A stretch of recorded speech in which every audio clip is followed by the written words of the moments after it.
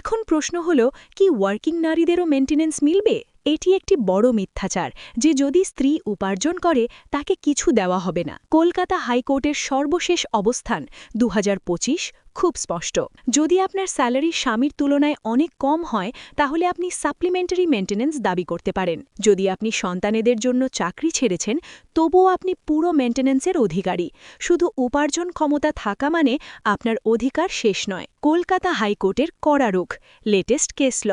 কলকাতার নারীদের জন্য একটি বড় তৃপ্তি।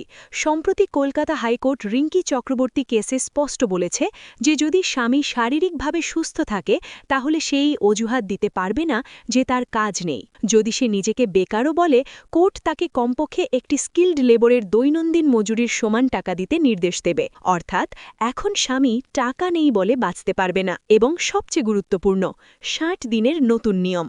২০২৫-এর নতুন নিয়ম বিএনএসএস-এর সেকশন 144-এর সবচেয়ে বড় কথা হল এখন কোর্টকে আপনার অন্তর্বর্তী আবেদন নিয়ে ৬০ দিনের মধ্যে সিদ্ধান্ত নিতে হবে। যদি স্বামী জ্ঞাতসার্ভে কোর্টে না আসে বা বিলম্ব করে তাহলে কোর্ট তার বিরুদ্ধে এক্স পার্টে আদেশ দিতে পারে এবং তার স্যালারি সরাসরি আটাচ বা জব্দ করাতে পারে। তাহলে চুপ বসবেন না।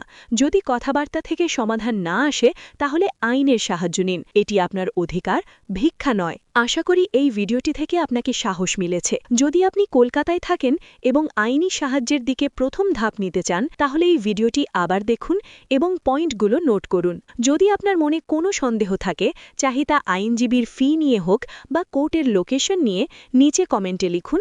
আমি আপনার সাহায্য করার পুরো চেষ্টা করব।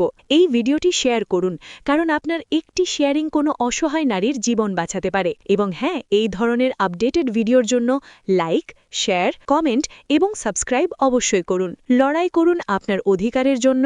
আমি আপনার সঙ্গে আছি। দেখা হবে পরবর্তী ভিডিওতে নতুন টপিকের সঙ্গে।